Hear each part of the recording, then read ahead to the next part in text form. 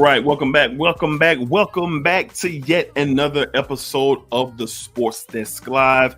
It is your man's, it is your guy, one more time, Dedrick L, Hicks Jr, and we are back, super excited. Week 1 is here. We got some massive matchups. Let's go ahead and dive in. Black, what's good?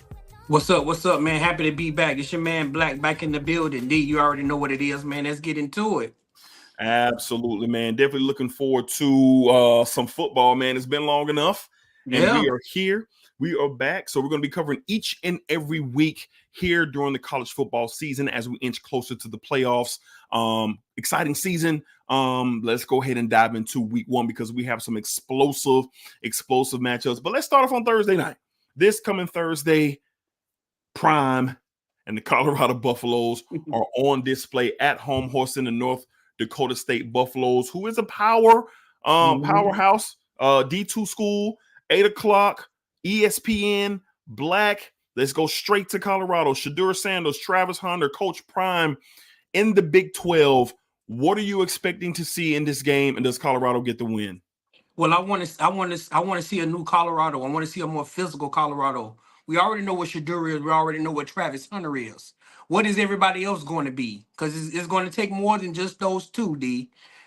Colorado has to show us coming off a season where they only won 4 games. Yeah. And they're bringing in a team who is not going to respect what's going on in Colorado. This team has always been making noise. Have won more division titles than I can count on my hand. Like, North Dakota State is going to be ready to rock and roll. But I believe this is going to be a big test for Colorado, D. It's at home, but I expect Deion and them to take care of business like you stated. This could be a big year for Travis Hunter. I expect him to show up on both sides of the ball. And I think Shedeur just going to be Shedeur. I can see him throwing for over 300, maybe getting into the fours for this game because I think it's going to be high scoring. I'm going to take Colorado though to sneak out a close win over North Dakota State. I think this is a feature game for the Buffaloes. They're in the Big 12. The big key for me is, can Shedeur Sanders stay upright? He was one of the most sacked quarterbacks in all of college football last season, which prone to, some big turnovers, some missed opportunities.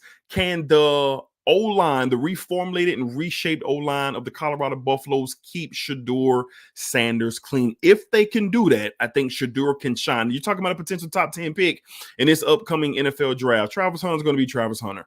All right, he's going to play both sides of the ball. You're going to see explosiveness. You're going to see freak plays. He is an alpha talent out there on the field. Arguably could be the number 1 pick in the draft. Depends on who's picking number 1, but we can get to that at another time. But look, North Dakota State is bringing the pressure. This is a feature game for them as well. They are coming in with a lot on their mind, and they want to come and get a win in Colorado. And Colorado is prime for the picking. There's a lot of media attention. There's a lot of hoopla when it comes to the Buffs. But I'm still going to pick the Buffaloes to edge out the win in a high-scoring game. I'm going 39-36. 39-36, the Colorado Buffaloes escape home win in the it's not a Big 12 opener, but they're now in the Big 12. The Buffaloes get the job done. All right. Black, let's kind of switch it up. All right. We got the Fighting Mac Browns of North Carolina Tar Heels heading out to Minnesota to face the Golden Gophers on Thursday at 8 o'clock. So we'll have 2 games on at one time. The Fighting Mac Browns out of North Carolina, the Minnesota Golden Gophers. Look, it's just a fun matchup. All right. Black, who's going to win this game, Black? Look, man, it's the ACC versus the Big Ten. Who knows what's going to happen in this game? The starting quarterbacks, I don't know who the guys is. I'm pretty sure they got some type of talent somewhere on this team. If it's going to be on TV. So, but I'm going to roll with the old head. I'm going to roll with the Fighting Mac Browns of the Tar Heels. Because you know why? They're going to be looking so sweet at home. I mean, we're on the road in that white and that baby blue. So I'm going to pick the Fighting Mac Browns. I'm going to say this one probably be a low scoring one. I'm going to take the Fighting Mac Browns 27-24 over the Golden Gophers. Gotta go with the Fighting Mac Browns, my boy. I'm gonna get straight to it. Shout out to the OG and the legend Mac Brown. I hope to see some dancing. Can't wait to see those beautiful uniforms as Black just so eloquently stated that the North Carolina Tar Heels will be in. I'm gonna take the Tar Heels in a low scoring game as well. I'm gonna go to 24. The North Carolina Tar Heels roll into the Golden Gophers homeland and get the win. All right, Black, let's get some big beef and ribs and steak on the grill, my boy. We got the number 1 ranked Georgia Bulldogs welcoming in the Clemson Tigers in a colossal matchup of ACC and SEC powers. Black, how are we feeling? What are you thinking you're going to see, and who's going to win this game? D, I think this can be a tricky good game. I really do. Yeah. Everybody's looking at Georgia, the number 1 team in the nation. Carson Beck, Lil ETN, that defense, man, all the talent that is the recruiting class, number 1, number 2 recruiting class that they had. They're looking at Georgia, and then the game is in Atlanta in Georgia's background. Yep. In their backyard. So it's going to be a really good game. Dabo Swinney has a lot of pressure on him this season, D. He does. Not being the guy who messed with the porno, sticking to his recruiting classes. I think Dabo is going to have his guys ready to go because he know the pressure that's going to come with this season. This going to be a tight game, D. I'm expecting a close, hard-fought game in this one. Georgia doesn't run away with this game, but I'm going to pick Georgia to win this game 28-24 over Clemson Tigers. This is a huge game for the ACC. It's a huge game for Dabo Swinney, as Black just said. Listen, when is Dabo's philosophies going to catch up to him? When? I think this is the year. I think that with all the maneuvering of the talent in the country, just look around. You have look at the quarterback play. Will Howard out of Kansas State, now at Ohio State. Dylan Gabriel out of Oklahoma, now at Oregon. Van Dyke out of Miami, now at Wisconsin. I mean, guys are going out there and they're getting key players to help them, and Dabo is staying put. Does he recruit well? Yes, he does. But I think the dogs roll them. I just don't see how much more of yelling and screaming and hyping up your team is going to continue to get you over the hump. Let's call a spade with Clemson. It's been a minute. It's been a minute since we've seen them and looked at them and said, you know what? They're a true contender to win anything. They're going to compete. Yes, I'm not calling them dogs, but I'm just saying I think Georgia and Kirby Smart, what he does and how they recruit in Atlanta and that Mercedes-Benz Dome, I'm going to take the dogs to win this game 31-17. I think he gets away from Clemson in the third and the fourth quarter. I think the big hog mollies up front for the dogs wear on the Tigers. You don't have Will Shipley anymore. Like you don't have a lot of veteran presence for the Tigers there anymore. And I just think Carson Beck, this is a Heisman candidate year, and I think the Tigers are going to be ripe for the picking. I got the dogs winning 31-17 to start off the season 1-0. Black, let's go to our backyard. Let's head down to Gainesville, Florida, where a beautiful matchup that we don't get to see quite often will take place here in the Sunshine State as the 19th ranked Miami Hurricanes head down to a ruckus 90,000 crowd in the Swamp to take on the Florida Gators. 3:30 spot on ABC, 2.5 point favorite, which is very, very surprising. Miami is only favored 2.5. That tells me a lot. Black, what are we thinking? Gators, Canes, in our backyard, what we got going on? This game, man, I feel like this game could have had the 7:30 slot. Yeah, honestly, because this is a big game, not only in our backyard, but this is a high stakes game. Florida being unranked and Miami being ranked 19th. We've been here with Miami before. All the hype, being ranked, coming into the season. Mario Cristobal, his most talented team, got Cam Ward over from Washington State to come to transfer to Miami to be the quarterback. Talent on the outsides. Defense looks great. The nation's leading rusher, Martinez. Top 5 recruiting class last year, D. I mean, if it ain't a year for Miami, it won't. If this ain't the year for Miami, it won't never be. It won't never be, in my opinion. But Florida it's a lot of questions around Florida. In my opinion, I think Florida could be sneaky kind of good. You know, this is why one of the first years everybody been kind of low key on Florida. But you got Graham Mertz in that offense for the second year. Billy, it's a lot on Billy's shoulders this year, especially they got the toughest schedule in college football. in the So nation. this game is critical for them because you can't drop the very first game and you got to go to Texas and LSU and I mean you got to play Georgia. I mean the schedule is a gauntlet for Florida. I mean, I was like, my God, like what did they sign up for? Yeah. What did they sign up for? But I'm expecting this one to be a really good one. I'm going to take Florida to win Wow. this game, 21-17. I think it's going to be low scoring. Florida defense is always going to be Florida's defense. I think they show up and play football, and I think Cam Ward in that environment turns the ball over and set Florida's offense up to make plays down the field to score touchdowns. 21-17. I'm picking Florida to win this one. Yeah, I'm so intrigued by this matchup because we don't get to see it often, but there's a lot of layers here. And one in particular, the number one storyline, how will Cam Ward be able to hang down in the swamp? I know he's from Florida. I know he's played in tough environments like going out and playing at Oregon, which is a raucous environment. But down here in the heat, in the swamp, 330 spot, SEC country, a lot of pressure on Cristobal. This is a different spot for Cam Ward. They have the talent. Love the pickup for Martinez in Miami, the leading rusher in the country. I mean, from Oregon State last year, this dude is a beast.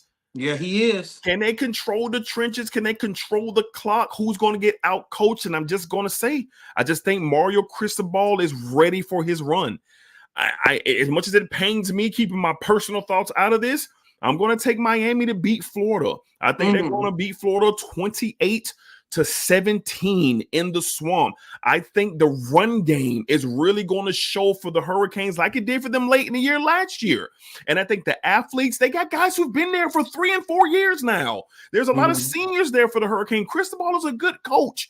He's been there for years. This is year 3. Cam Ward is going to be the factor. If he doesn't turn it over, the Hurricanes win. If he doesn't turn it over, but like you said, Black, turnovers and spooky things are bound to happen in the swamp. I'm going to take the Canes. 28-17. They get a late touchdown late in the fourth quarter to kind of break it up a bit. Close game all the way through, but I'm just not sure if Graham Mertz and the Florida offense have enough to really put the Hurricanes away if they play well offensively. All right, Black. Let's move on to a big time matchup. Where we at? ABC 7:30. The number 7th ranked Notre Dame Fighting Irish against the Texas A&M Aggies. Black. This is a colossal matchup at Kyle Field. What are we thinking? Who wins this game? This is tricky. Yeah, this is tricky. You have Duke's old football coach, who's now the head football coach at A&M, he used to be there. His old quarterback at Duke, who's now the quarterback for Notre Dame. Yes. So if there's anyone who know any weaknesses about Riley Leonard, it's the old ball coach. Yes. But I'm excited about this game, man. We already know 100,000 plus in Kyle Field.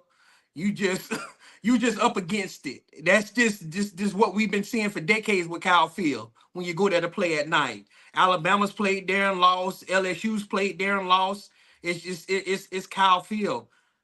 This, to me, has to be a game Notre Dame gets. I feel like they're going to have a big year. Marcus Freeman, by far the best team he's had since he's been the head coach. I think he's going into year 3 now, D, as head coach for Notre Dame. So this is definitely going to be a big year for him. I'm going to take them to win this game 28-17 and get the Aggies up out of here, going to Kyle Field and get a big time win.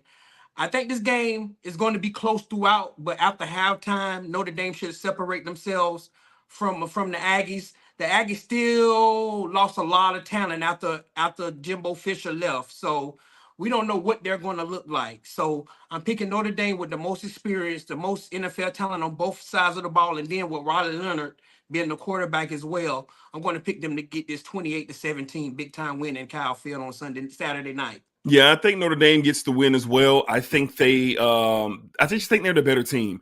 I know they're on the road and it's college football, but I think the trenches are going to tell the story. Don't get me wrong. Texas A&M has some hog mollies, but they lost a lot. Yeah. The whole Jimbo debacle, they lost a brand new head coach.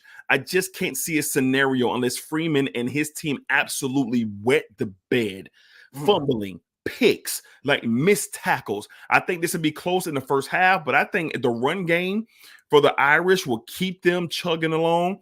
I think I just think that the coaching that Freeman, his style for the kids that he's been with for the past 2 years, they have something to prove. Notre Dame is one of the teams that have something to prove. And what better way to start the year off by going to SEC country and knocking off a pretty ruckus and loyal crowd out there at Kyle Field at Texas A&M. I got the Irish winning the game. I'd be stunned if they lose because, like you said, this is a huge year potentially for the Fighting Irish. All right, Black, real quick. We have 2 games Sunday night. Really looking forward to this. LSU, USC in Las Vegas, Nevada, Sunday night game. Love it, love it, love it. Black, who wins that game? Man, D, this is going. It's going to be. I'm going to keep my eyes very close on this one because LSU is going to look very different. No Neighbors, no Brian Thomas Jr., no no Heisman winner, calling no Daniels. So it's going to be a whole new group of guys we're going to see for LSU. And then on the other side, we know the talent that USC has, Zachary Branch, and some of those other receivers. I mean, the outstanding offensive coach Riley, right?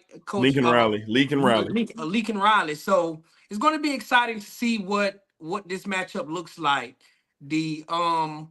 I don't know much about LSU and what they got going on this offseason. Haven't really heard much at all either.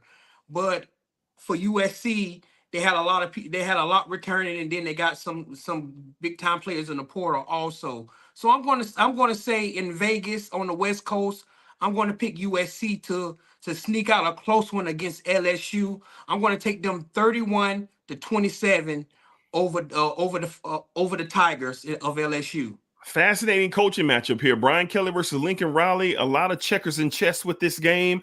A lot of revamped formulas for the LSU Tigers. But then Lincoln Riley, this is a big year for him too. He didn't capitalize when having Caleb Williams as the quarterback. I mean, USC had some opportunities of the 2 years they had there, but nothing really came about it. He's been to the playoff as Oklahoma's head coach. So Lincoln Riley has the goods. He has the potential to get there. He has all of the necessary skill sets, but will he be like a coach that just can't get over the hump like Brian Kelly? Brian Kelly has had some really good teams. He's been in some spots. He's made a national championship game, but he just hasn't been able to get that elusive national title. So really looking forward to the coaching matchup here, but I'm also going to take the Trojans in a much closer game. I'm going to go 27-28. Yes, 27-28 field goal late. The Trojans get the win. Black, does Florida State beat Boston College on Monday night? I'm going to say yes, but in a close one. I'm going to say yes as well. I'm going to say 24-17. They score a last-minute touchdown to get the win. I think it stays tight until the fourth quarter. This is going to be a tight game. Florida State gets the win. I'm going to go 23-20. I think these young kids in Tallahassee got a rude awakening, and they're going to have a lot of pressure. They're going to be feeling the pressure. And that young quarterback that's coming in here from Boston College, he's about that. He about that. Yeah, he definitely is. So we're going to see, but we're going to roll with the nose. Of course we are. 23-20, Florida State gets on track. All right, so keep it rocking with us here, man. We're going to be talking about all the games, week 2, week 3, week 4, college football playoff, all the different variables and fun topics, everything possible. We're going to talk about it. We're going to cover it. Such an exciting season this year in the college football world. So keep it locked here on the Sports Desk. Hit that subscribe button. Hit that thumbs up. We appreciate all the support. We'll be here for the season. Very consistent. Watch out for us with some really dope content for sure. All right. So until next time, for Black and myself, y'all be cool. Y'all be safe. Y'all take care of yourselves. And we'll see you guys on the very next episode. All right, y'all. Peace. Be easy.